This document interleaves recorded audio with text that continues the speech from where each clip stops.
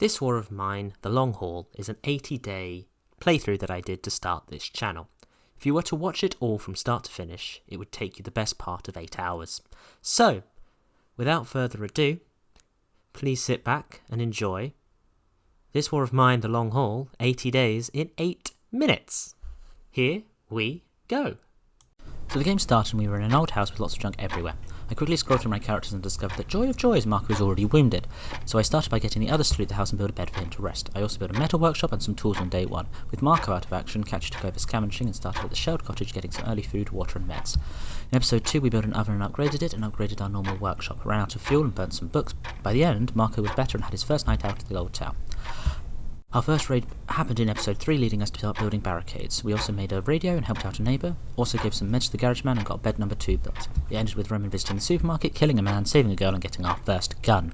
Feeling violent, this episode involved getting an axe from a newly upgraded metal workshop and breaking up all the useless furniture in the house, as well as clearing out more of the stuff at the supermarket and the old town.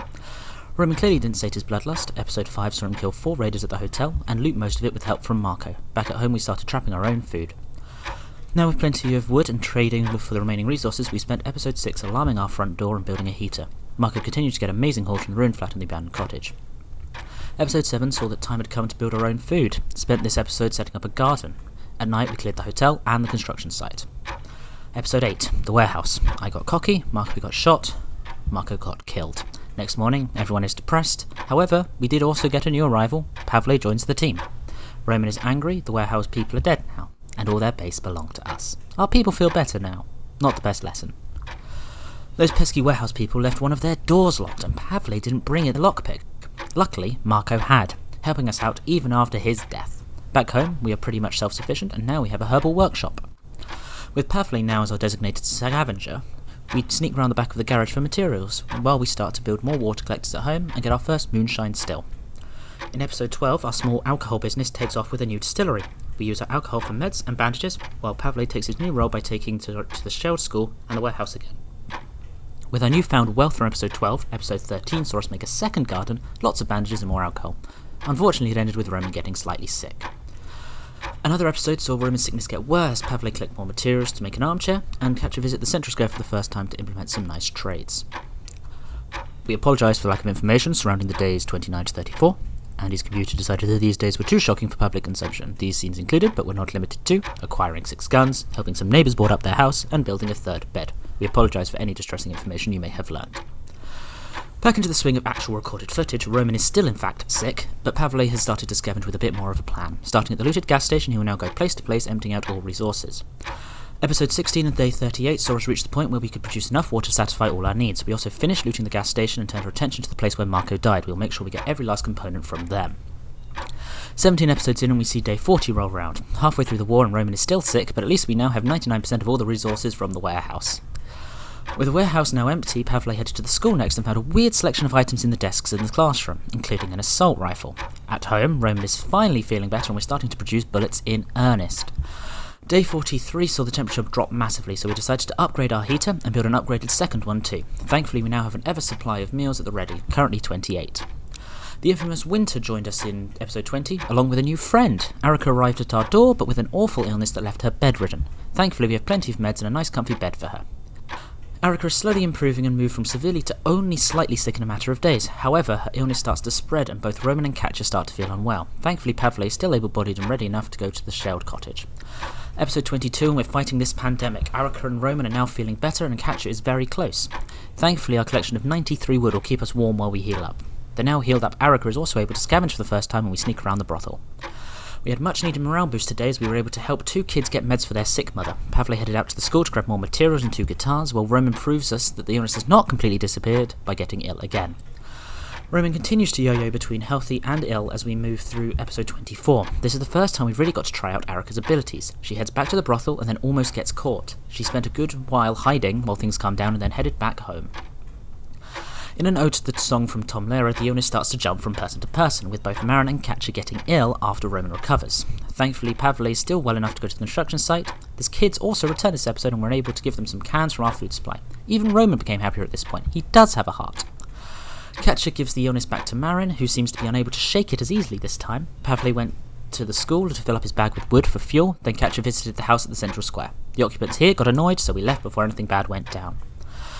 The kids arrived back one final time today, this time with their mother. They provided us with coffee, which Catcher gratefully took before going to the military outpost to trade. We needed more ammo as raids were becoming more frequently. Day 60 also saw the end of winter. Roman is still sick though. Roman gave the onus to Marin again on day 61. This episode saw us gather a lot of resources from both the Old Town and the ruined block of flats as Arik and Pavle each took a night scavenging. We also did some quick calculations and we worked out that we only need 45 food to get us through to the end of the war. We currently have 35.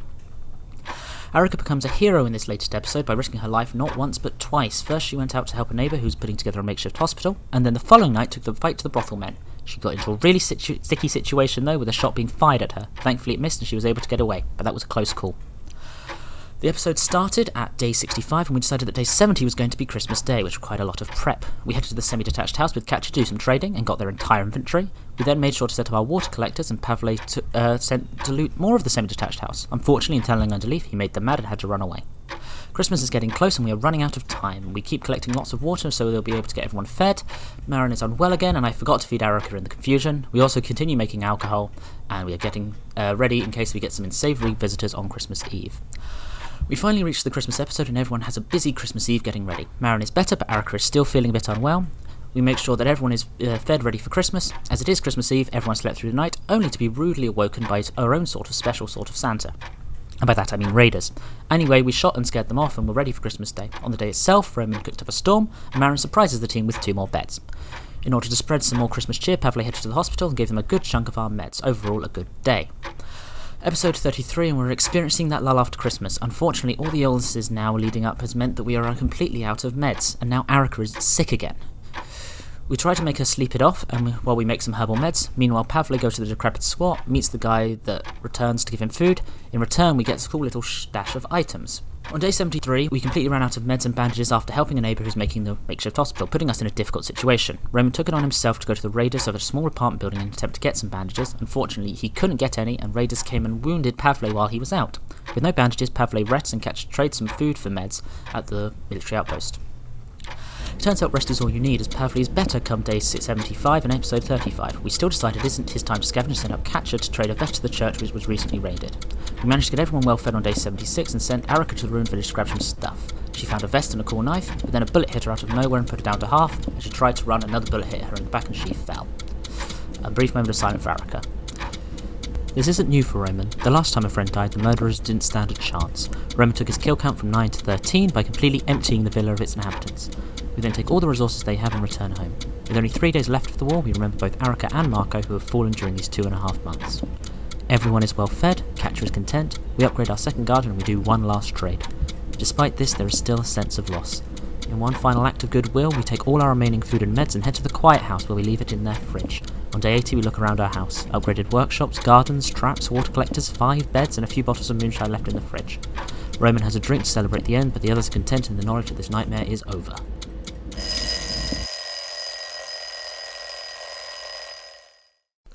So there we have it. 80 days of this war of mine in 8 short minutes.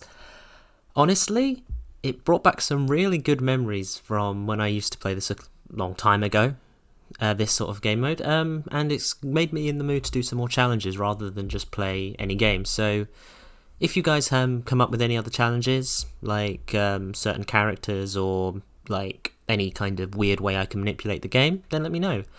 But for now, thank you guys all for watching, and I will talk to you soon. Ta-ra!